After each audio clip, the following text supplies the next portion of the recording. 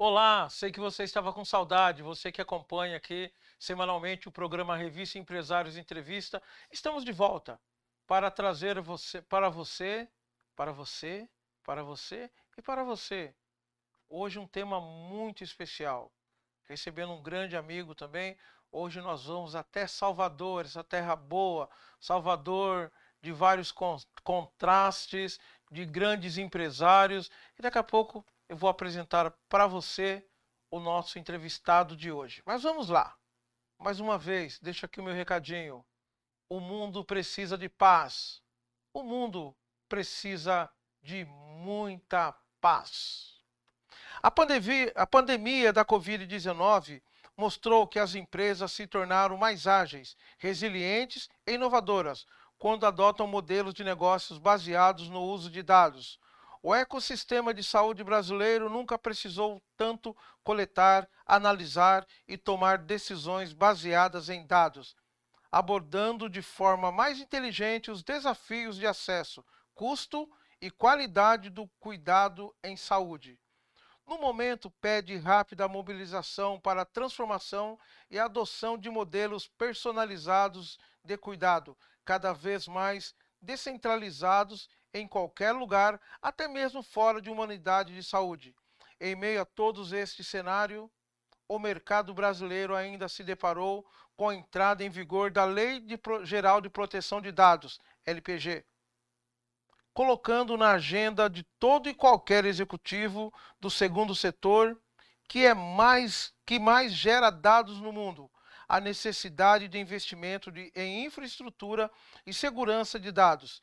Nenhuma empresa está salvo de ataques cibernéticos, mas as organizações de saúde têm se mostrado especialmente vulneráveis às armadilhas cada vez mais sofisticadas que colocam em risco a sua credibilidade. E para falar sobre o desafio do novo ecossistema para a gestão de saúde, estamos recebendo hoje no programa Revista Empresários Entrevista Erasmo Caetano, especialista em compliance para instituição de saúde, graduado no Instituto Sírio-Libanês, especialista em gestão de operadoras de plano de saúde.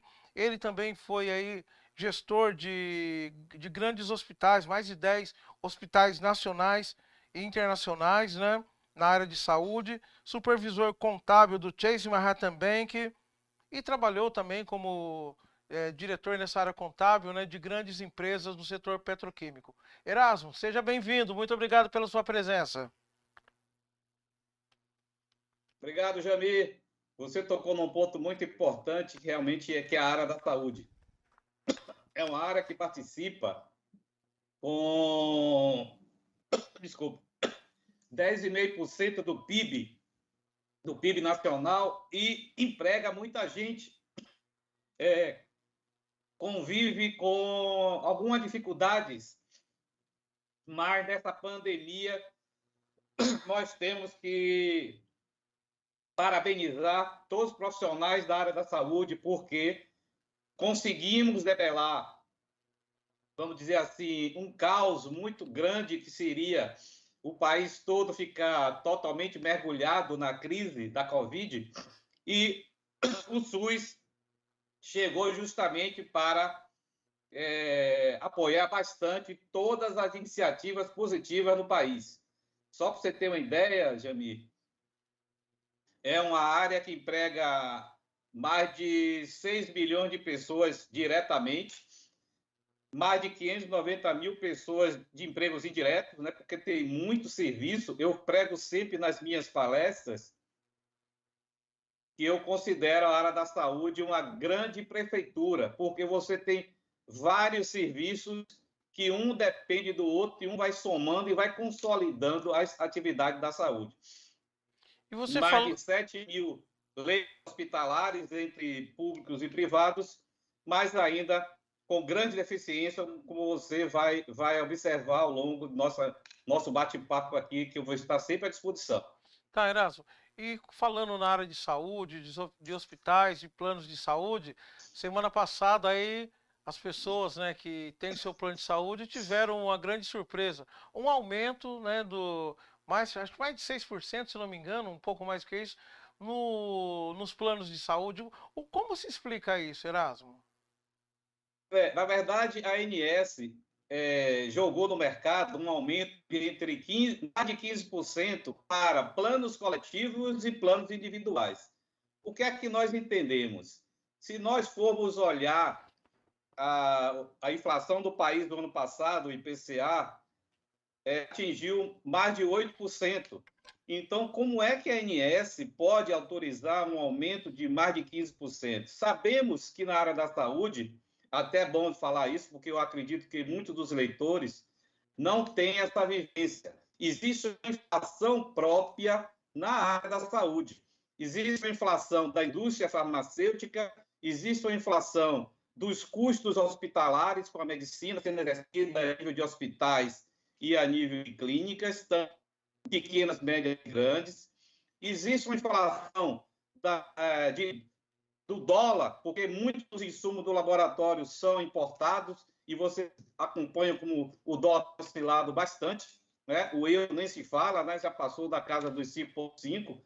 Mas, assim, é uma atividade complexa e a ANS não consegue estabilizar uma boa entre compradores de serviços, que somos nós que detemos a carteira de um plano de uma operadora de saúde, e os vendedores de serviço, que são unidades de saúde, os hospitais, são laboratórios, são as clínicas. Então, esses atores, infelizmente, ainda hoje, não chegam a sentar numa mesma mesa para poder ter esse equilíbrio dessa negociação. Daí existe um desequilíbrio na medida em que esses percentuais são divulgados. Vocês observam também que o ano passado, quando a ANS divulgou o índice de inflação para o reajuste das carteiras dos planos, foi uma gritaria geral. Indiretamente precisou o governo intervir, mesmo sabendo que nós temos uma economia de mercado, mas a ANS, a diretoria da ANS, ela é ligada ao Ministério da Saúde. E também eu peço até desculpa isso, então, pessoas são colocadas nos cargos diretivos de uma forma política e, ao meu ver, na minha opinião, poderiam ser feitos rodízios, um concurso interno entre profissionais que são concursados esse alto posto da diretoria da Agência Nacional de Saúde Suplementar, mas, infelizmente, a gente convive, às vezes, com profissionais que não estão totalmente preparados. Uns sim, outros não. Mas a verdade é que, na hora que vai colocar e divulga um índice desse no mercado, infelizmente, nós, usuários, beneficiários, nós somos muito prejudicados. Precisamos rever esse índice. Eu preciso falar mais uma vez que o governo precisa estar atento, a ANS precisa estar atenta, porque no momento que nós ainda não saímos totalmente da pandemia, realmente um fator de desequilíbrio geral que vai mexer muito com o mercado se for aplicado esses mais de 15% de aumento, tanto nos planos coletivos como nos planos individuais. Legal, legal. E eu gostaria aqui de agradecer as pessoas que já estão entrando em contato aqui com o programa Revista Empresários Entrevista pelo DDD 13 98811 3113, que é o nosso canal de comunicação, e vocês podem estar enviando as suas perguntas aqui para o Erasmo Caetano, que com certeza, dentro do possível, ele estará respondendo, né, e passando com muita credibilidade, né, as suas perguntas, tá ok? DDD 13 98811 3113. O Paulo Alexandre de São Paulo, Erasmo, ele mandou a seguinte pergunta, né? Sobre o que você falou há pouco, né? E ele quer saber por que a saúde está sempre em crise. Jamie e o Paulo aí, o que é que eu posso dizer? Por que a saúde no Brasil está sempre em crise? Primeiro, não existe no Brasil uma política de longo prazo para a saúde. Nós convivemos sempre com setor automobilístico, setor comercial, setor de serviços. Existe sempre uma desoneração de folha de pagamento, existem programas de recuperação fiscal e tributária para as empresas, mas a da saúde é uma área e não tem uma linha especial de crédito junto aos bancos, tanto comercial como os bancos oficiais. Fora essa questão do planejamento de longo prazo, que não existe, existem sim, intenções, programas de médio e curto prazo, mas a longo prazo não se tem com segurança esse programa. Outro ponto também que a gente tem que levar em consideração é o baixo poder aquisitivo da população brasileira. Vocês imaginam que, pelo nível de salário mínimo que nós temos, e a partir de várias crises que nós passamos, se nós formos resgatar a crise entre o período de 2012 a 2017, onde nós tínhamos uma carteira de plano de saúde de mais de 50 milhões de usuários. Essa carteira despencou, caiu. Depois veio a crise justamente daquele problema político, com a saída do PT e a entrada do Temer. E, infelizmente, com a pandemia, muitos usuários também perderam suas carteiras, seus planos de saúde. O que é que está acontecendo hoje? Mesmo com a tímida recuperação da economia, que nós já estamos vendo aí em quase todos os setores, a tendência é a carteira recuperar rapidamente mais de 50 mil usuários.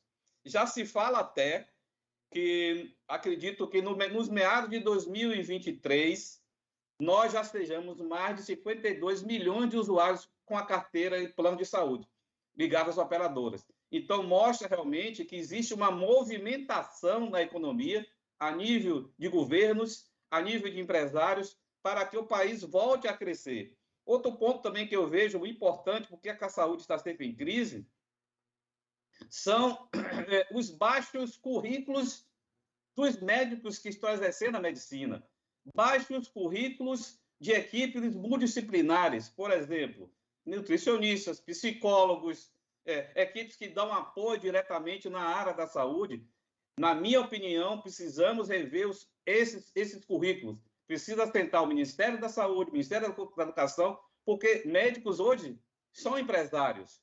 Profissionais da saúde hoje são empresários, mas não tem aquela visão empresarial. Você como é sócio da revista, Jamil, você sabe que o empresário precisa ter visão de negócio, visão financeira, visão de saber administrar seus contratos, visão de negócio para enxergar qual o risco, qual o retorno, onde é que eu invisto, qual vai ser minha taxa de aplicação para ter meu retorno, se eu vou ter retorno para reinvestimento. Mesmo na área pública, a gente está falando também que existem aqui mais em hospitais filantrópicos apoiando os programas de governo do SUS, mas são hospitais que precisam ser reinvestidos. Do que eles geram de resultado positivo, a nível privado, eles vão remunerar os seus sócios com seus dividendos, mas ele deixa uma parte também para ser reinvestida. E na área pública e na área filantrópica, são recursos que precisam sobrar para reinvestir na unidade, na compra de um equipamento. Agora mesmo vocês vão ver como os hospitais, as grandes clínicas, estão investindo fortemente na robotização, na inteligência artificial, na IoT, na questão do Big Data, na questão do Machine Learning. Então, são ferramentas que estão chegando, principalmente DRG, que são ferramentas gerenciais, a gestão de custos, que chegou aí fortemente, mais uma vez, que nasceu lá na década de 90, mas está sentindo a necessidade dos profissionais investirem na gestão de processos, na gestão de custos, para obter bons resultados. Ok. E, Jamil, eu vou dizer mais uma coisa. Tem um fator importantíssimo aqui, eu não vou citar o nome da profissional, porque ela não me autorizou, mas eu posso dizer o seguinte: existe uma tese de mestrado pela Universidade de Brasília, onde uma professora, uma grande especialista, provou que se o país tivesse investido mais de R$ 1 em saneamento básico, em todos os níveis, em todas as regiões do Brasil, voltariam de retorno do investimento R$ 4 para a saúde. Então, imagina, se o país tivesse feito o dever de casa, todas as populações tivessem um saneamento básico decente, o país não estava convivendo com muitas endemias, muitas doenças voltando na época que nós éramos crianças, né? Vocês podem imaginar que existe região do Brasil ainda que não convive com sanitários decentes, com água encanada, as pessoas fazem suas necessidades na rua. Então, tudo isso leva para os rios, tudo isso contamina os córregos, os lagos. e vai também correr para o oceano. E faz com que, nessa mexida do meio ambiente, afeta diretamente a saúde, porque as pessoas, a população, constantemente vai ficar doente. É por isso que a área da saúde está sempre em crise. Eu não vou falar ainda de recursos, porque eu sei que vão existir perguntas, com certeza algum telespectador aí vai me perguntar, por que faltam recursos na saúde? Mas eu vou deixar um pouco, que essa pergunta a gente vai falar lá na frente. Tá ok, Erasmo. O Antônio José Conceição, de Florianópolis, Santa Catarina, e está acompanhando o nosso bate-papo. Muito obrigado pela sua web audiência. Ele faz a seguinte pergunta: após a Constituição de 1988 e a criação do SUS, de lá para cá, o que precisa melhorar? Acho que você já falou um pouco também, né, aí na sua questão. Perfeito, perfeito, Jamil. Agradeço a pergunta do ouvinte aí, mais uma vez. Eu vou acrescentar mais do que eu coloquei também. Falta também, minha gente, sinergia. Ministério da Saúde, secretarias estaduais de saúde, secretarias municipais de saúde precisam deixar o viés político de lado e partir para pensar na população. Falta uma melhor distribuição de verbas por região, é verdade. Mas nós sabemos também que o problema da saúde não é só de recursos. Eu acabei de falar nesse instante com vocês. O problema maior na saúde, a meu ver, nós sabemos que as tabelas dos serviços do SUS estão defasadas, é verdade, mas com credibilidade, com aplicação de um bom planejamento estratégico na instituição, buscar aqueles procedimentos que agregam valor, sem esquecer da atividade primária, secundária e terciária na área da saúde, o SUS pode muito bem estar atendendo essa gama, esse volume alto da população brasileira. E, mais uma vez, eu reforço, precisa redefinir os currículos dos profissionais, porque vamos imaginar quantos médicos nós sabemos hoje que estão sendo direcionados para a classe empresarial.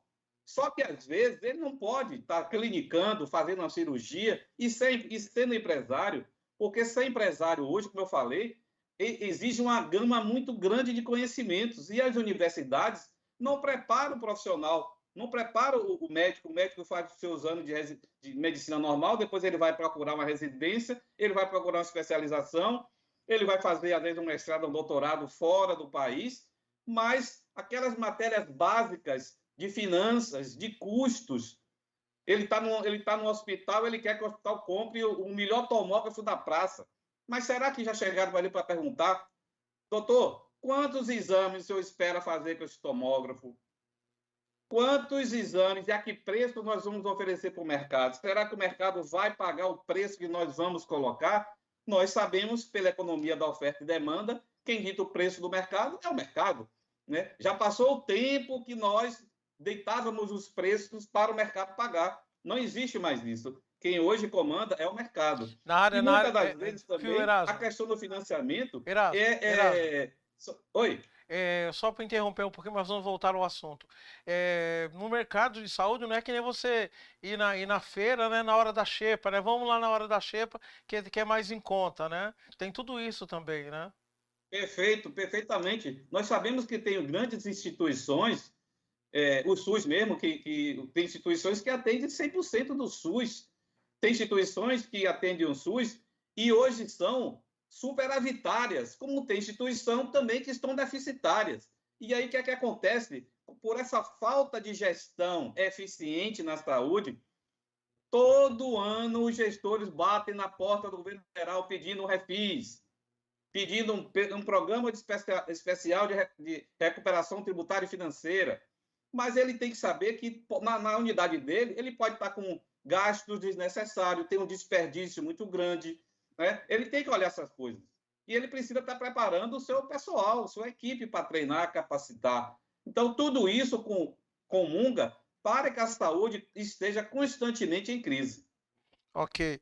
A Andréia Cristina de São Paulo tá mandando uma pergunta aqui. O pessoal tá começando a apertar, como a gente fala, né? No início da pandemia, a grande mídia em geral, profissionais, empresários, sociedade, viveram momentos de medo e pânico e as preocupações com o SUS. O que aconteceu depois, Erasmo, depois de tudo isso?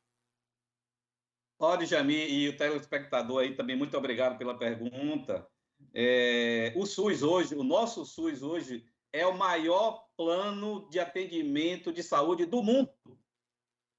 Olhe que o SUS sempre foi bombardeado, sempre foi criticado, mas graças aos profissionais do SUS, graças aos profissionais da saúde, o Brasil conseguiu dar um salto, sair na frente, reduzir drasticamente os índices de morte de óbito pela Covid, assim como começou a fabricar vacinas.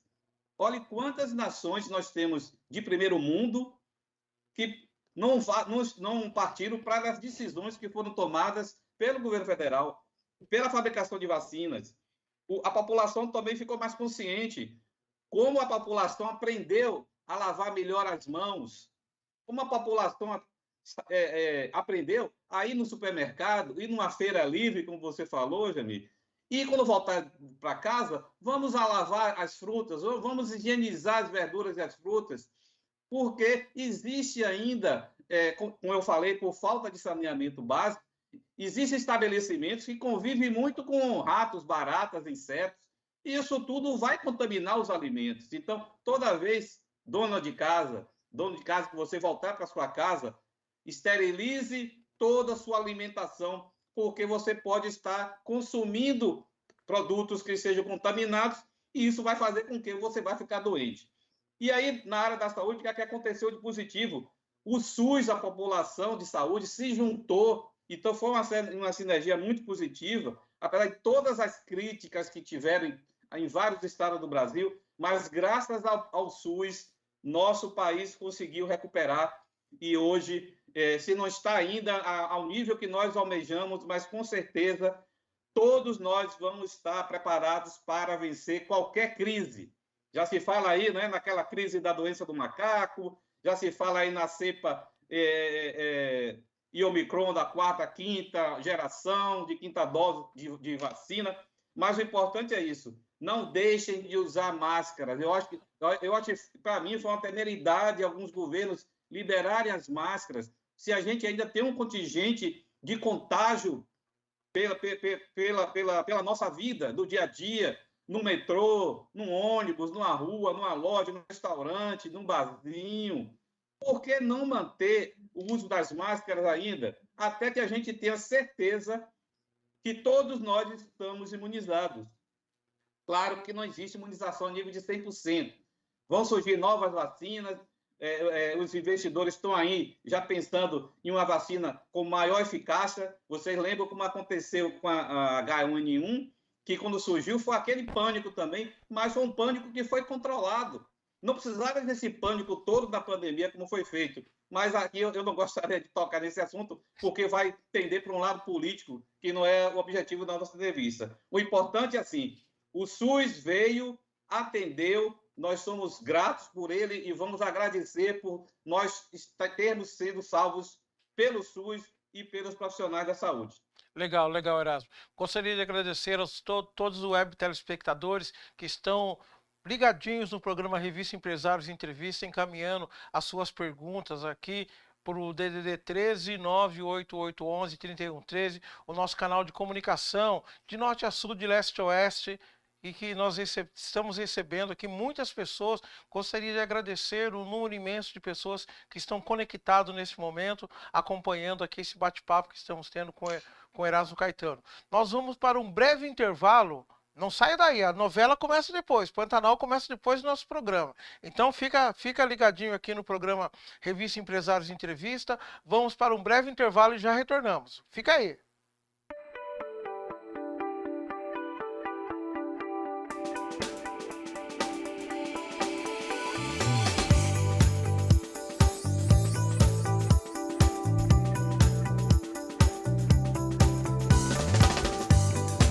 A intenção que a gente tinha era ter um espaço assim humanizado, um espaço que o paciente chegasse e tivesse o conforto como se ele estivesse na casa dele. Então a intenção era trazer mesmo, tirar aquela coisa de consultório, né, odontológico. Ninguém gosta de fazer um tratamento odontológico, todo mundo foge.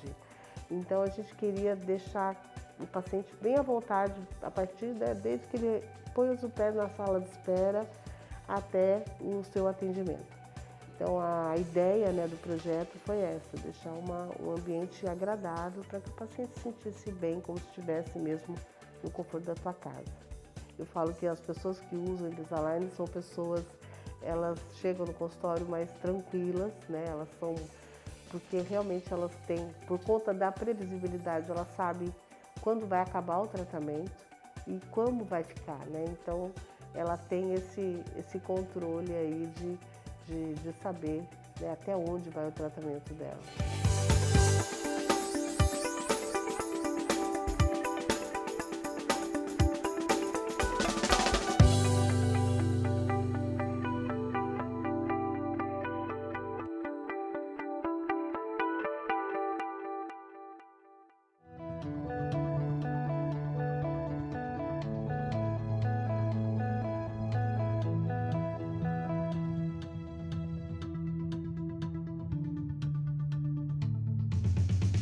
Conheça agora o portal de notícias do Grupo Empresários e saiba mais sobre o Porto de Santos, empreendedorismo, negócios imobiliários, setor automotivo, feiras e eventos, e além de ler os artigos dos mais renomados articulistas empresariais do Brasil.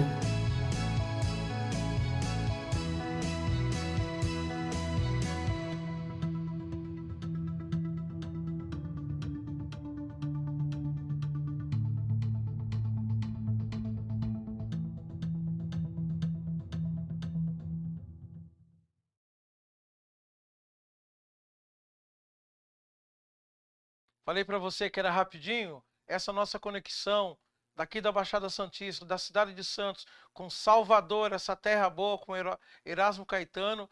Nossa, está sendo muito legal, está sendo muito esclarecedor. E agradecer a você que está encaminhando as suas perguntas, né? Aqui para o 13988113113, o nosso canal do WhatsApp, para que você tire as suas dúvidas, né? Porque o Erasmo é uma pessoa assim, ele é um profissional muito competente, atende muito na área de administração hospitalar, essa área de saúde ele domina como ninguém, né? Queria agradecer mais uma vez, Erasmo, por você estar participando aqui do programa Revista Empresários Entrevista, fazendo parte, né, desse grupo de empresários que a cada semana nós recebemos aqui, mesmo que seja via internet, né? Fica mais em conta. E mas eu sei que em breve estamos conversando já, né? Para estar trazendo você aqui em Santos, para estar fazendo um bate-papo aí especial, né? Presencial com os empresários da área de saúde aqui da Baixada Santista e do estado de São Paulo todo, que com certeza vão querer vir a esse evento que nós estamos conversando aí para realizar aqui em Santos com a sua presença e trazendo novos fatos, esclarecendo muitas dúvidas, porque como a gente dizia agora antes de nós retornarmos, né, o médico, né, quando ele faz a faculdade, a universidade, quando ele faz a pós-graduação, ele aprende a clinicar, né, e não gerenciar, né, porque ele faz a parte clínica, atende os pacientes, ou ele se torna um gestor da área de saúde, é isso mesmo? Perfeito.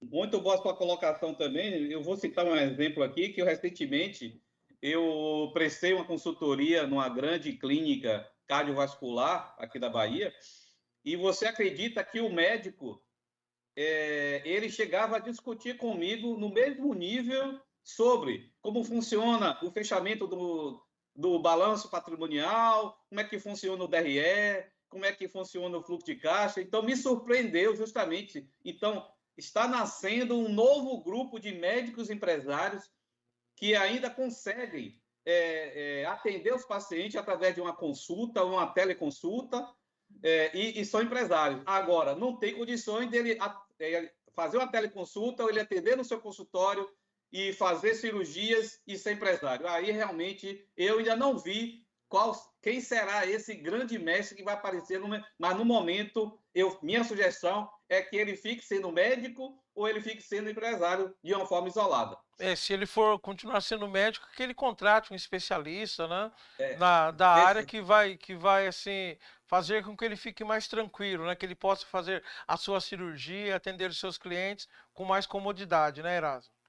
Perfeitamente, perfeitamente. Até porque, Jamil, eu vou citar outro fato aqui que não é segredo para ninguém. Me desculpe se eu vou falar muito sobre isso. Fica A tranquilo. maioria dos médicos que têm suas clínicas próprias misturam as suas finanças pessoais com as finanças das clínicas.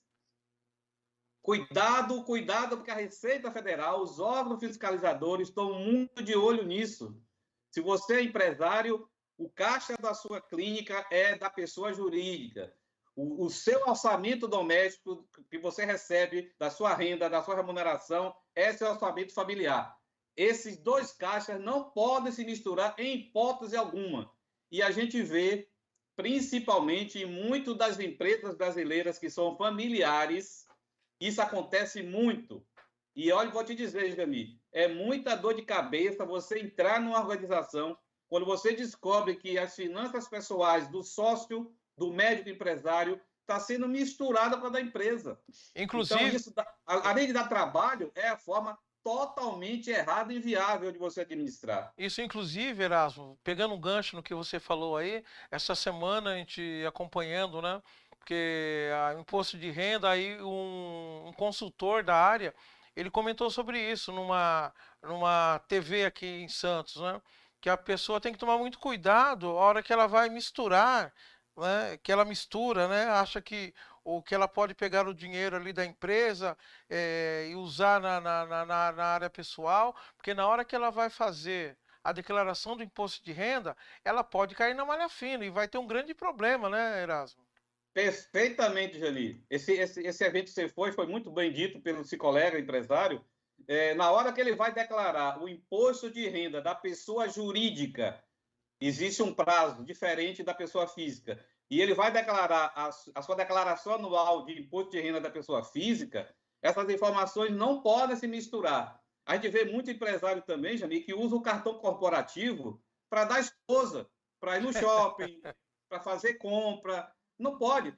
Ele tem uma conta, se ele recebe o Prolabore, se ele recebe um dividendo, as retiradas deles têm que ser contabilizadas e o contador tem que ter um cuidado muito grande, que na hora de ele alocar essas despesas, não podem misturar despesas domésticas dentro da pessoa jurídica, da sua empresa, da sua clínica. Ok. A Lidivânia, ela é do Rio de Janeiro. Ela está mandando mais uma pergunta aqui.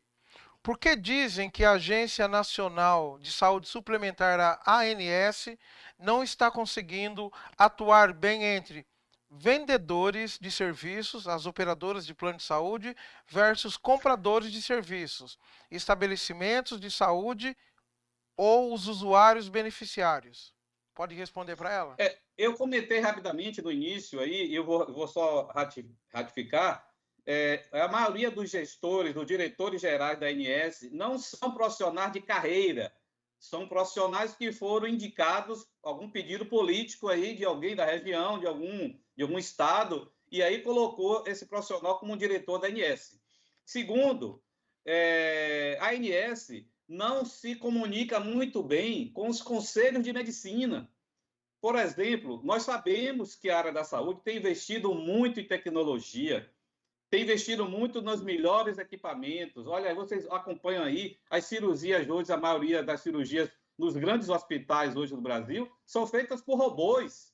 Está se investindo muito em inteligência artificial, está se investindo muito em ter um grande banco de dados e tomar cuidado com esse banco de dados, que a gente vai falar daqui a pouco sobre LGPD. E o que é preciso? Tem que sentar na mesa, não adianta a ANS dizer assim, a partir de tantos meses vai entrar no rol dos procedimentos esses exames que estavam fora das coberturas dos planos de saúde, tanto coletivo como individual.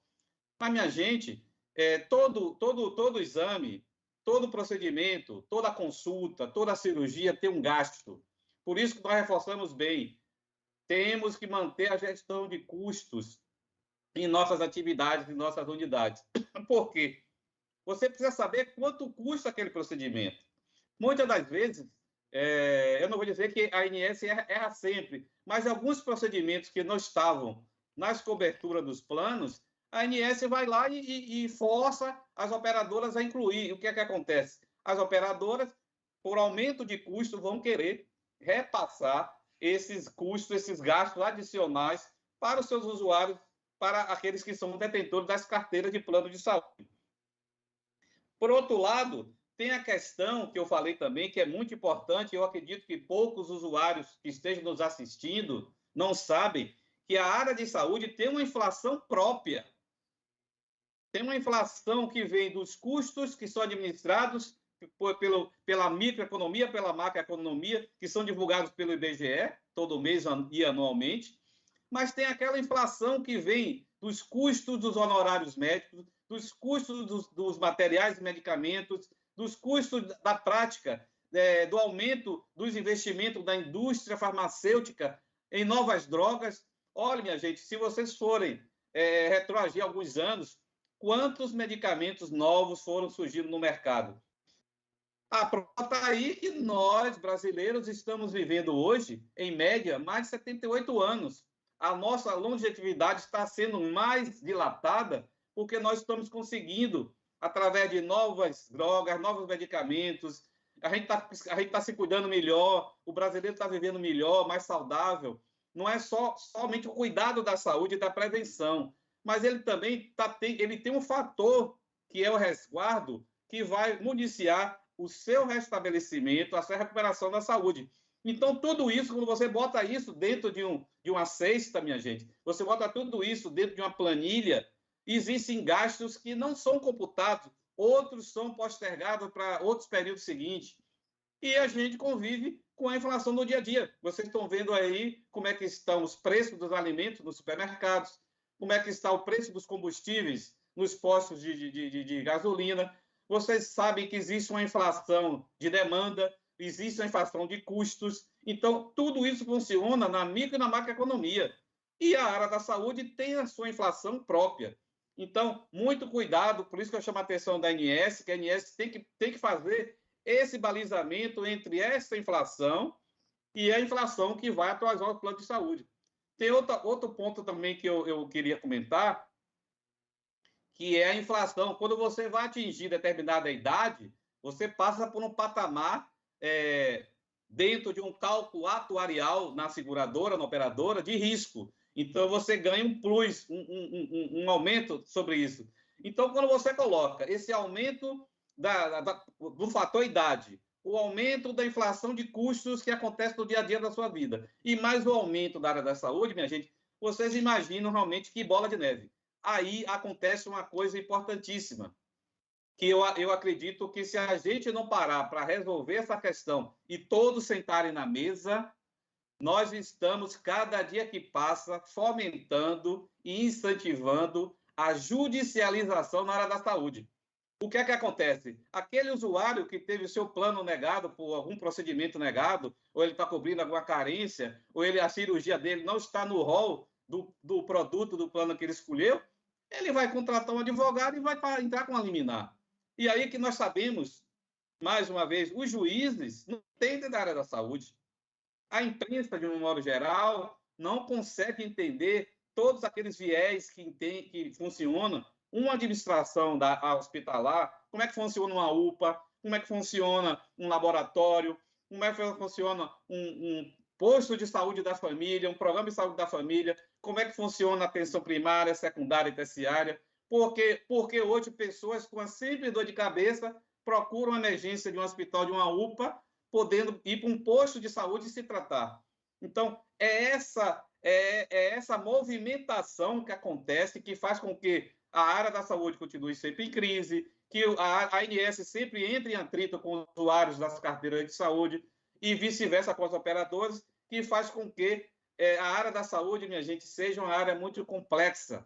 Então, precisa que nós, toda vez que tiver condições, vamos orientar as pessoas a entender melhor a área da saúde. Então, você e, acha... mais uma vez, a gente tem que trazer que o Brasil ainda não resolveu problemas crônicos ligados à área da saúde. Pelo que eu percebi aí na sua fala, nessa belíssima explanação, eu percebi que falta essa conversa, o lado A conversar com o lado B para que o lado C, que é a pessoa que vai ter acesso ao plano de saúde, seja bem atendida, né, não seja aí deixada de lado, podemos dizer assim, Erasmo. Exatamente, exatamente. Você vê, você que é um grande empresário, Jamil, há muitos anos a gente sempre ouvia aquela máxima, né? O cliente sempre tem razão. Sim. Você não pode matar a galinha dos ovos de ouro. Então, minha gente, já pensou se a ANS consegue aplicar esses 15%, chega no ano de 2023, vem mais 20%, não vai ter carteira de plano de saúde, o que vai acontecer? As empresas vão falir. Então, precisa todo mundo sentar, ter o mesmo consenso. Eu sei que é difícil, mas em alguns momentos, para você chegar em um acordo, você tem que renunciar a alguma coisa, tanto na área da saúde pela ANS, como na área dos hospitais de operadoras, como nós usuários também. Mas, infelizmente, a corda sempre está quebrando do lado do mais fraco. Estamos falando sobre plano de saúde, agora me veio à mente aqui que está crescente, tem visto isso em âmbito nacional, crescendo muito aqueles cartões, que a pessoa paga uma mensalidade, né? E quando ela vai numa clínica, ela tem um desconto para ser atendida, né? Como que você analisa esse grande crescimento desses cartões, né, de saúde, para atendimento na área de saúde? Bem colocado, Jami. Eu vejo como uma grande estratégia, porque esse cartão funciona numa clínica, em um hospital, como um cartão fidelidade. O que é que acontece? Como você não tem uma carteira, você não tem um plano de saúde, porque você imagina que manter um plano de saúde no Brasil hoje é muito caro, Sim. tanto na parte hospitalar como na parte ambulatorial. E agora tem coberturas também que envolvem a parte odontológica. Então, são mensalidades muito caras, que não cabem diretamente no bolso do consumidor. Então, o que é que as instituições estão fazendo? Vamos fazer o seguinte: eu vou editar um cartão fidelidade, você me paga um percentual mensal, e quando você vier fazer o seu exame, ele dá um desconto. Mas, assim, tem que ser uma coisa muito bem organizada. Você vai ter direito a fazer 3 consultas durante o ano, você vai ter direito a fazer tantos exames durante o ano, e eu vou lhe dar descontos em cima dessa utilização que você procurou a minha clínica. Por outro lado, Jani, tem outra fonte importante. A maioria das empresas hoje, trazendo para o lado nosso, nós somos compradores de serviço, as empresas também usam aquela questão do fator moderador. Quanto cada funcionário pode participar na sua cobertura do seu plano de saúde. E a partir daquele fator moderador, ele também vai ter direito a consultas, exames, cirurgias. E os cartões também, como na empresa é dito, os cartões, por exemplo, existem cartões Vale-Refeição, existem cartões de ticket de refeição, que dá direito a esse usuário, esse funcionário, obter desconto em óticas, em livrarias, em supermercados, em outras demandas. Então, tudo isso é um conjunto de estratégia para poder fazer com que aquela camada da população que não tem um plano de saúde, não tem uma operadora, passe a ter essa válvula de escape. Porque senão ele vai bater na porta do SUS, ele vai achar o SUS totalmente congestionado, ele não vai achar uma consulta talvez daqui a 3, 4, 5 meses, e se for um caso grave, o que é que vai acontecer? Ele vai parar, às vezes, na maca de uma emergência da SAMU, na porta de espera de uma emergência hospitalar para ser atendido, porque não tem vagas. Os hospitais estão muito lotados ainda, convivendo com essa questão da Covid, que voltou, como eu falei. Vamos continuar usando máscara, vamos continuar usando álcool em gel, vamos continuar evitando a aglomeração de pessoas, porque o vírus ainda está circulando. Existem vírus, existem bactérias de outras doenças também que vão fazer o enfraquecimento do organismo. Eu não vou entrar muito nesse tema, porque é mais assunto médico, mas, assim, é uma solução, Jamil, é uma solução inteligente. Você sabe o que é que está aparecendo muito de uns 10 anos para cá? A clínica popular. Sim. O que é a clínica popular? Você também não tem seu plano de saúde, você não tem mais aquela carteira que ou você está desempregado, ou você não conseguiu pagar. você procura uma clínica popular. Nessa clínica popular, ela também tem um cartão fidelidade. Ela vai lhe dizer quanto você vai atender, quantos exames você vai fazer, e você vai pagar uma taxa mais baixa. Existe outra estratégia também que está se usando muito. Por exemplo, se eu sei que aquele usuário vai fazer uma consulta no médico, a depender da idade dele, a gente sempre recomenda, procure um cardiologista. Esse cardiologista pode pedir exames complementares e pode pedir que você faça determinadas visitas a partir de 6 meses em unidade de saúde. Então, ele faz com que você comece a se preocupar com a sua saúde, com a sua recuperação e faz com que exista um monitoramento, que é outro ponto que eu gostaria de comentar, se tiver tempo na nossa entrevista hoje, que é a questão dos prontuários da área da saúde e os prontuários da área pública, que o governo federal chegou até certo ponto a enviar um projeto pioneiro que ia começar com o estado de Alagoas, mas em função da pandemia suspendeu, e eu não tenho ainda informações se esse projeto retomou, que é o quê? Unificar o prontuário da área da saúde e o prontuário da área pública e da área privada. O que é que acontece? Muitas das vezes, você procura um médico na área da saúde, na área pública, e ele vai pedir X exames. Você vai na área privada, o médico vai pedir aqueles mesmos exames. Então, para que você vai realizar 2, 3 exames iguais? Então, isso é aumento de custo, isso faz com que a saúde fique em crise e nunca tenha recursos para atender a todos os usuários. Ok.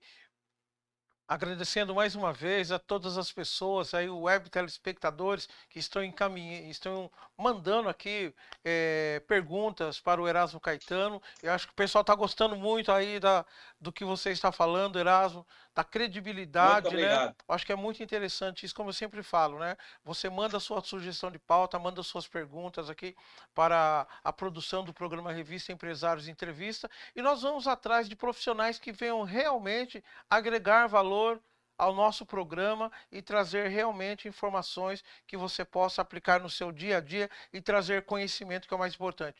Vamos para mais um breve intervalo, voltamos rapidinho.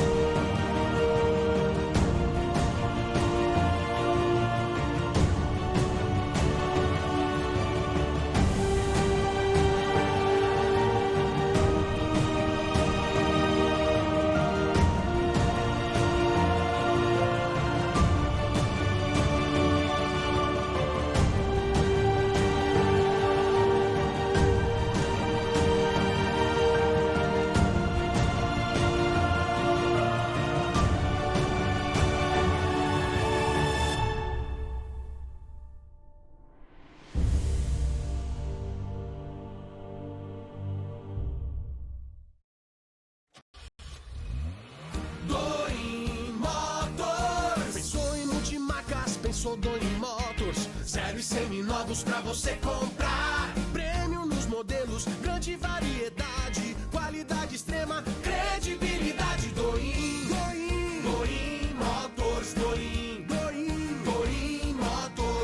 para seu carro? Shopping The Blue, Senador Feijó 686, Loja Térreo, Santos, fone 3327-8001. Moin Motors. No trânsito somos todos pedestres. Voltamos e estamos agora partindo para o último bloco do programa Revista Empresários Entrevista. Agradecendo mais uma vez a você que está acompanhando aí, ligadinho na Pump, né, no nosso programa, mandando suas perguntas pelo 13988113113.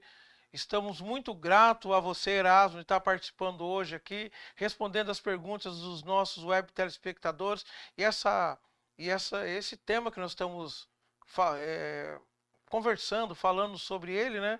Que é essa área de saúde, né? A área de como você administrar bem a área de saúde é muito interessante, porque como eu lhe disse, né? E disse aos nossos web telespectadores também, o empresário, o gestor, vamos dizer assim, o médico, quando ele se forma, infelizmente as faculdades não preparam ele para ele ser um gestor, um administrador na área de saúde, né? E acaba prejudicando muito. Às vezes ele quer fazer tudo ao mesmo tempo, né? Administrar a clínica, atender os clientes e não dá certo, né? E agradecendo você mais uma vez por estar aqui de uma forma bem simples, né? Trazendo as informações para os nossos web telespectadores, não só da classe médica, né, mas de outros setores também, que pode pegar um pouco aquela dica que você está dando e aplicar no seu dia a dia. Agora chegou mais uma pergunta aqui da Tainara, de São José dos Campos. Ela colocou aqui: temos observado que a área da saúde é agora a bola da vez. Por quê? Pergunta, agradeço mais uma vez a participação da ouvinte. O que é que nós vimos muito? Vou fazer uma pequena retrospectiva. Se a área da saúde já convive com várias dificuldades há muitos anos e nós temos um convívio com a economia de mercado. Na economia de mercado, existem investidores que vão atrás do melhor negócio, que eles almejam uma melhor rentabilidade, uma melhor taxa de juros e uma melhor oportunidade deles ganharem muito mais do que eles estejam investindo. E aí, o que é que os empresários enxergaram a nível nacional e a nível internacional?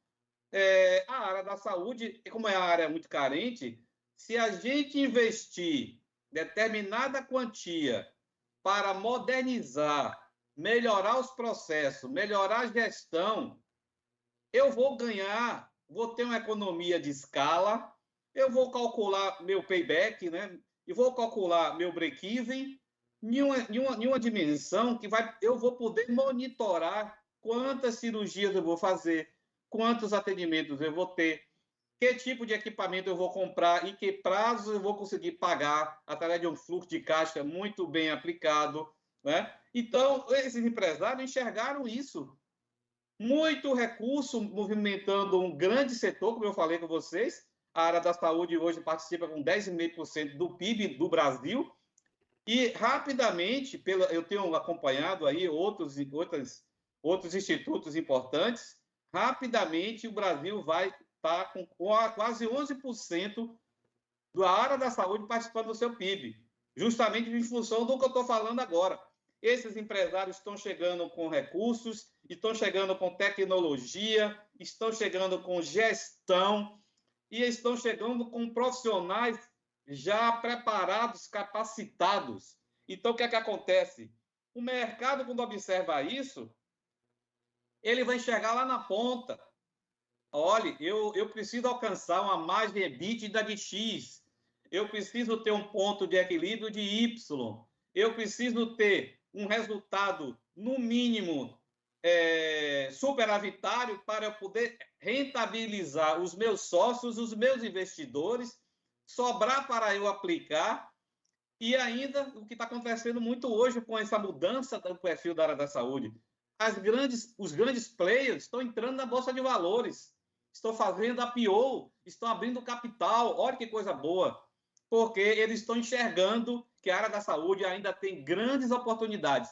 Só para você ter uma ideia, aqui da Bahia mesmo, os grandes grupos nacionais vieram e começaram a dominar as grandes estruturas que tinham aqui. Recentemente, nós recebemos um grande hospital com tecnologia de alto nível de Belo Horizonte, e justamente porque esse empresário enxergou que é uma grande oportunidade de negócio. Claro que ninguém está deixando de lado melhorar a qualidade do atendimento assistencial à população, porque na hora que você vê com mais técnicas, com mais investimentos, você está trazendo o melhor medicamento, o melhor equipamento, o procedimento mais rápido para que você consiga vencer e debelar aquela doença, e você ter um restabelecimento mais rápido quando você procura um hospital. Está agregando valor a todo o produto, né, Erasmo? Exatamente. Ninguém procura um hospital dançando, conversando, alegre, cantando. É um estresse muito grande, porque aquela pessoa vai lá para se tratar, vai lá para salvar a vida. Então, esses players que chegaram, por isso que a área da saúde está sendo dito com uma bola da vez, está tendo assim muitos recursos na área privada, na área suplementar, para melhorar o atendimento à população. E, logicamente, o empresário vai ganhar mais. Sim. Agora uma pergunta aqui, vindo de São Paulo, Dr. Ralph Strauder. Ele faz a seguinte pergunta. Muito obrigado, Dr. Ralph, pela participação aí, pela sua audiência também no programa Revista Empresários Entrevista. Como a área da saúde pública e privada está convivendo com a LGPD, Práticas de Governança e Compliance? Eu gostaria de agradecer ao doutor aí pela excelente pergunta. Olha como seu público está bem antenado, Jamir. Parabéns aí, eu gostei muito. O pessoal está bem antenado com a saúde. O que é que acontece? Com a LGPD, o brasileiro, como sempre, gosta tudo de deixar para a última hora. Há muitos anos já venho te falando, porque isso não nasceu no Brasil. Isso já foi uma força, uma pressão da comunidade internacional, através da OCDE. Isso foi uma pressão internacional dos players que estão trazendo recursos para o Brasil, para investir no Brasil. E eles viram que a área da saúde, principalmente a saúde que nós estamos falando hoje, precisava fazer esses melhoramentos, esses investimentos. E aí, pasmem, minha gente, nós temos ainda hospitais no Brasil que têm prontuários manuais. Não é prontuário eletrônico de sinergia de software com hardware, não. Internet, teledata, teleconsulta, não. É prontuários manuais. E onde é que vem a LGPD para a área da saúde? Veio, vamos imaginar assim, uma atualização, uma modernização, e vamos dizer assim, chamar a atenção e a responsabilidade dos gestores, porque o que é que a área da saúde mais teme na LGPD? É o vazamento dos dados sensíveis. Um prontuário de um paciente é um dado sensível. O que está registrado ali só deveria ser do conhecimento da família e do médico. Mas é o que acontece, infelizmente, ainda hoje na área da saúde, nas unidades hospitalares. Os profissionais de TI têm acesso, recepcionistas têm acesso, a enfermagem, de modo geral, tem acesso. Os médicos, tanto quem vai operar, quem vai clinicar, quem vai dar o plantão, quem vai dar o sobreaviso, tem acesso. E principalmente se for médico ligado à emergência, a uma UTI, a uma UTI neonatologia. Então assim, ou fazer aquele médico que vai fazer a cirurgia. Então, esses dados precisam ser muito bem guardados. E a LGPD veio, a área da saúde, infelizmente, não se preparou para isso, né? Nós sabemos que tem outras áreas, indústria, comércio, agronegócio, e já está vivendo fortemente aí com a LGPD, a área de tecnologia, principalmente. Mas a área da saúde ainda tem dificuldades por causa dessa manipulação dos prontuários. Então, isso precisa ser melhorado. É importante que a ANS, que a Federação Brasileira de Hospitais, que as associações de hospitais particulares, junto com o Ministério da Saúde, com a Anvisa, passem a fazer vamos dizer assim, um rol de procedimentos, de uma rotina e fluxos de processos, justamente para educar esses profissionais a não vazar esses dados, porque as multas são altíssimas. Vocês sabem que tem multas aí que vão de valores irrisórios até 50 milhões de reais por infração. Pode fechar uma Então, se você empresa, chegar a né? aplicar uns 50 milhões de multa numa clínica, ela vai fechar. Se Isso. você aplicar 50 milhões em um hospital de médio e pequeno porte, ele vai desaparecer do mercado. Então, esse assunto é muito difícil e complicado. E aí eu trago a questão do compliance, porque antes da Lava Jato, todos nós da área da saúde convivíamos com a questão da gestão, da governança. Ninguém falava em compliance. E olha que o compliance existe há mais de 50 anos lá fora. Mas chega tudo muito tarde para o Brasil. Mas, graças a Deus, depois da Lava Jato, as pessoas entenderam que era preciso continuar trabalhando certo, sem corrupção, sem passar a perna no outro. É uma coisa tão simples, né? Mas isso vem de berço, vem do caráter. É a personalidade das pessoas que muitos utilizam para praticar atos ilícitos. Então, o compliance veio para orientar, para educar, para aproximar as pessoas, aproximar os profissionais, aproximar empresas, governos, sociedade em geral. Então, a tônica é trabalhar certo, seguindo as leis, seguindo o recomendado pelas normas e fazer com que a nossa relação comercial, comprador de serviço, vendedor de serviço, governo, ANS, usuário de carteira de plano de saúde, todos passem a falar a mesma linguagem, a mesma comunicação. Não pode ter ninguém melhor que ninguém. Todos nós somos iguais perante a lei. Tá bem dito isso na nossa Constituição. Então, o compliance veio para moralizar, para aproximar, para cativar que todas as atividades dentro dos nossos hospitais, dentro das clínicas, dentro dos institutos, passe a ter regras, passe a ter código de ética e conduta, passe a ter canal de denúncia. As pessoas podem denunciar, não precisam dar o seu nome, se identificar, pode ser uma denúncia anônima. Aí a área de compliance, a área de auditoria, a área jurídica vai envidar esforços para responder aquela denúncia daquele usuário. Então, o compliance, minha gente, está vindo muito forte, os hospitais estão investindo. Graças a Deus, eu aqui na Bahia participo de um grande projeto de compliance com grandes hospitais da área pública e também nós temos perspectiva de entrar com projetos também de compliance aí em São Paulo para a gente ajudar justamente os irmãos aí que têm clínicas, policlínicas na área da saúde.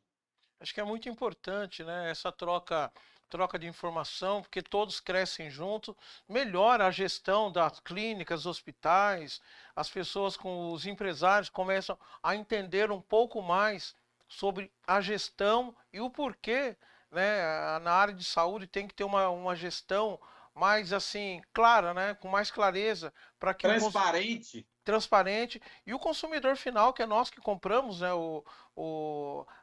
os produtos na área de saúde, podemos ter também assim aquela, como que eu posso dizer, estar seguro, né, de que aquele plano de saúde que você está adquirindo vai poder te dar realmente a tranquilidade, né, na hora que você precisar. Porque e a segurança que você precisa. Sim, porque nós às vezes adquirimos um plano de saúde não pensando em usar e em utilizá-lo, né? Mas se quando for utilizar, que seja bem, que nós sejamos bem recebidos, bem atendidos. Acho que é o que todas as pessoas buscam, né, Erasmo? Perfeitamente, Jamil. E eu vou mais além. Como o compliance vem para ajudar também essa questão. Por exemplo, nós sabemos, não é segredo para ninguém, que existe uma relação um pouco conflitante de médicos com fornecedores, de médicos que indicam medicamentos, que médicos que possam indicar uma órtese e prótese, que médicos que possam direcionar, vá naquela farmácia comprar aquele medicamento. Existe essa relação. Então, existem essas dificuldades, mas o compliance tem condições de estar colocando todo mundo na mesma mesa e todo mundo está se ajudando, porque é fácil, é tranquilo que você tenha segurança de estar lidando com pessoas que você possa confiar. Na medida em que você tem um plano, aí, como o Jamil falou, você tem um plano de saúde, você não quer ficar usando o plano toda hora, mas quando você precisar, você quer ser melhor atendido, você quer ter a certeza que se você procurou aquele plano, é porque ele está pensando em lhe dar a melhor assistência na saúde, com qualidade e segurança, e você vai ter a sua reabilitação da sua saúde. Sim. Erasmo, chegamos ao fim do programa. Muito obrigado, gratidão mesmo pela confiança, pela você ter aberto a sua agenda aí para estar recebendo o programa Revista Empresários na sua empresa também. E para finalizar, as pessoas que queiram fazer contato com você, qual o procedimento? Normalmente, Jamil, eu libero o meu LinkedIn, eu libero o meu Instagram e o WhatsApp, que praticamente o WhatsApp hoje passa a ser uma comunicação mais fácil para todos, né? Sim, no LinkedIn, como a pessoa te acha? Erasmo Caetano, digita Erasmo Caetano lá, que vai certinho na minha página do LinkedIn. No meu Instagram, @CEO_consultoria. E no meu WhatsApp é o 71 aqui de Salvador, que é o DDD de Salvador, 997054777. Eu tenho um e-mail também, erasmocaetano@bol.com.br. erasmocaetano@bol.com. bol.com.br. Ok, muito Eu obrigado. terei imenso prazer de responder as outras perguntas que não tiveram tempo de serem formuladas e vamos juntos justamente trabalhar e melhorar a saúde do país. Ok, em breve aqui na Baixada Santista e já estamos conversando para estar trazendo você aqui para estar passando mais informações para diretores de clínicas, hospitais, né, toda essa área médica que é muito importante. Erasmo, muito obrigado a você mais uma vez. Quero agradecer aqui aos nossos web telespectadores que participaram, encaminharam suas perguntas, as suas dúvidas, sugestões de pauta também pelo 13 98811 3113. Muito obrigado a você. Obrigado, Jamil. Muito obrigado pela oportunidade e estou muito grato por essa oportunidade que você está me deixando, estar aqui explanando para os ouvintes.